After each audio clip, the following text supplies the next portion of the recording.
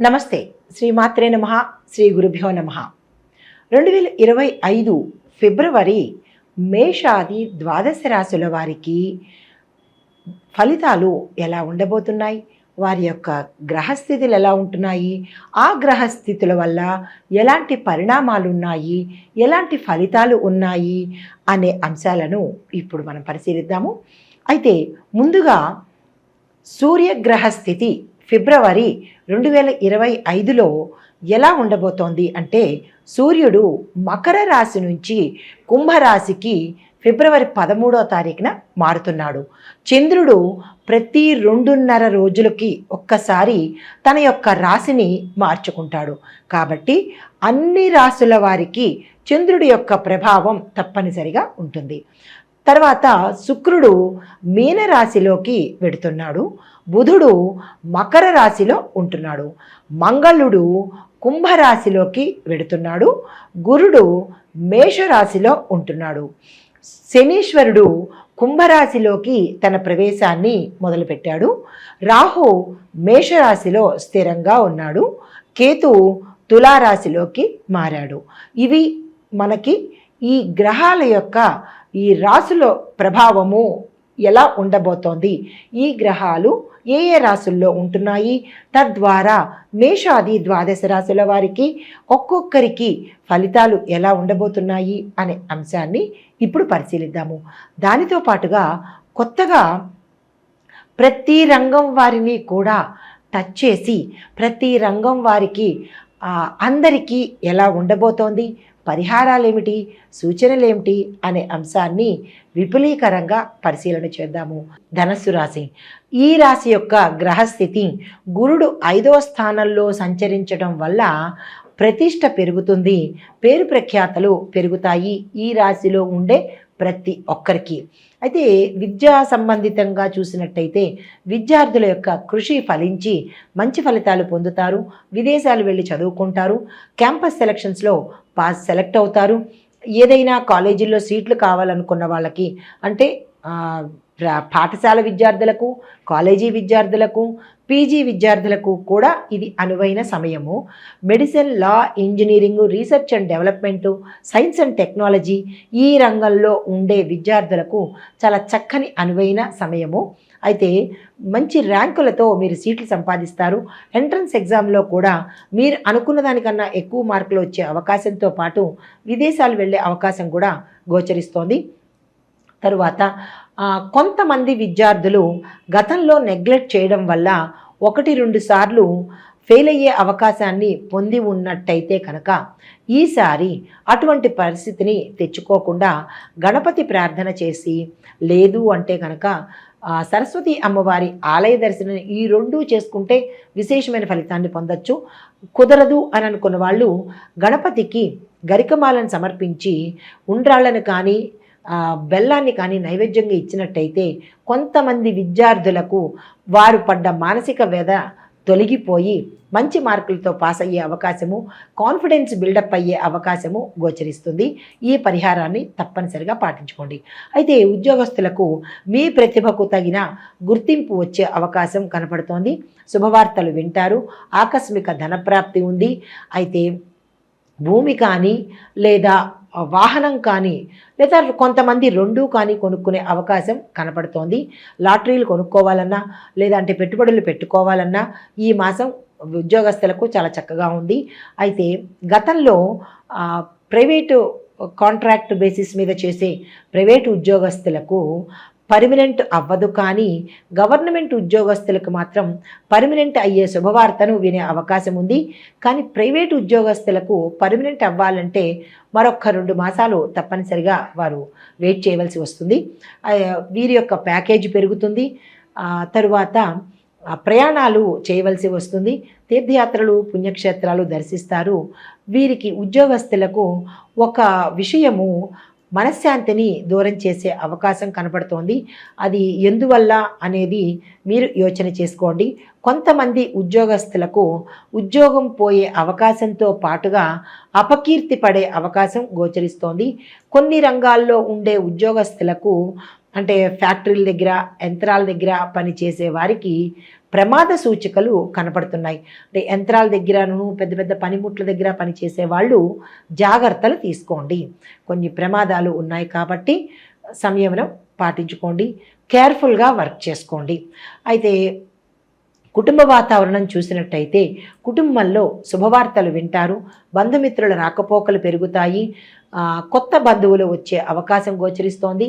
తరువాత పెళ్ళిళ్ళు, పేరెంటాలు చేసే అవకాశము, ఉపనయనాలు, ఇలా పుణ్యకార్యాలు చేసే అవకాశంతో పాటు ఇంకొక విశేషమైన పని ఏంటంటే ఆకస్మిక ధనప్రాప్తి కలిగే అవకాశము. అది ఎలా ఏమిటి అనేది మీకు మాత్రమే తెలుస్తుంది. అయితే ఇంకొక విషయం ఉద్యోగస్తులకు చెప్పదగినది, కొన్ని రంగాల్లో ఉన్న వాళ్ళు వారు చేసిన తప్పిదం వల్ల ఒకంత మనశ్శాంతికి దూరమయ్యే అవకాశం ఉంది. అది ఏమిటి అనేది మీకు మాత్రమే తెలుస్తుంది కాబట్టి మీరు అది యోచన చేసుకుని దాన్ని తప్పించుకునే ప్రయత్నం చేసుకోండి. అయితే కోర్టు వ్యవహారాల్లో మీ పట్ల అనుకూలమైన తీర్పు వచ్చే అవకాశం ఉంది. స్త్రీలకు ఆరోగ్యం బాగుంటుంది. వివాహ ప్రయత్నం చేసేవారికి, స్త్రీలకైనా పురుషులకైనా మంచి ఫలితాన్ని ఇస్తుంది. సంతానం కోసం ప్రయత్నం చేసేవారికి కూడా ఈ మాసం చాలా చక్కని అనువైన మాసము. కుటుంబ వాతావరణం బాగుంటుంది. కానీ కొంతమందికి భార్యాభర్తల మధ్య విభేదాలు ఎక్కువయ్యి ఒకంత విడిపోయే పరిస్థితి గోచరిస్తోంది. అది ఏమిటి, ఎలా అనేది మీకు మాత్రం తెలుస్తుంది కాబట్టి సాధ్యమైనంత వరకు కలిసి ఉండే ప్రయత్నం చేయండి. లేదు అంటే కనుక ఒకంత దూరమయ్యే అవకాశము కనపడుతోంది. జాగ్రత్తలు చూసుకోండి. వ్యాపారస్తులకు పెట్టుబడుల్లో లాభాలు పొందుతారు, వ్యాపారంలో లాభాలు పొందుతారు. విస్తరణ చాలా చక్కగా ఉంటుంది. కొత్త బ్రాంచీలు పెట్టే అవకాశము, సిస్టర్ కన్సర్న్స్ అంటే ఈ వ్యాపారంతో పాటు ఇంకో వ్యాపారాన్ని కూడా మీరు జోడించి చేసే అవకాశం కనపడుతోంది. పెట్టుబడులు విస్తారంగా పెట్టుకోండి, లాభాలు వస్తాయి. భాగస్వామి వ్యాపారం కూడా మీకు కలిసి వచ్చే కాలము. ఆ దిశగా ప్రయత్నాలు చేసుకోండి. ఐటీ రంగంలో ఉన్న వాళ్ళకి కూడా ఈ మాసం చాలా చక్కగా అనుకూలంగా ఉంది. మీ యొక్క స్కిల్స్ని ఎన్హాన్స్ చేసుకోండి.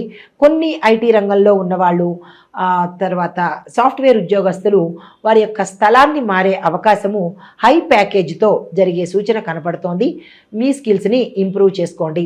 అయితే తర్వాత రియల్ ఎస్టేట్ రంగంలో ఉన్నవారికి స్థిరమైన లాభాలు వస్తాయి. వ్యాపార విస్తరణ జరుగుతుంది. ఇక్కడ వ్యాపారము అనగానే మీ యొక్క రియల్ ఎస్టేట్ వ్యాపారము విస్తరణ అంటే భూములు కొనుక్కుంటారు, స్థిరచరాస్తులు కొనుగోలు చేస్తారు. మీ యొక్క వెంచర్స్ అన్నీ చకచక అమ్ముడయ్యే అవకాశం గోచరిస్తోంది. మార్కెటింగ్ రంగంలో ఉన్న వాళ్ళకి మీరు టార్గెట్స్ని ఫిక్స్ చేసుకోండి. చక్కగా ప్రజలు కొనుక్కునే అవకాశము, మీ టార్గెట్స్ రీచ్ అయ్యే అవకాశము గోచరిస్తోంది. వ్యవసాయదారులకు పెట్టుబడికి తగ్గ ఫలితం రావడంతో పాటు పంటల దిగుబడి కూడా మంచిగా వచ్చి దానికి రేటు కూడా అధికంగా వచ్చి లాభాల బాట పట్టే అవకాశం ఈ రాశిలో ఉండే వ్యవసాయదారులకు, రైతులకు మంచి అనువైన కాలము. పాత రుణాలు తీర్చేసుకోండి. కొత్త రుణాలకి నిరభ్యంతరంగా వెళ్ళండి. కానీ చీడపీడల వల్ల వచ్చే నష్టాన్ని జాగ్రత్తగా చూసుకోండి.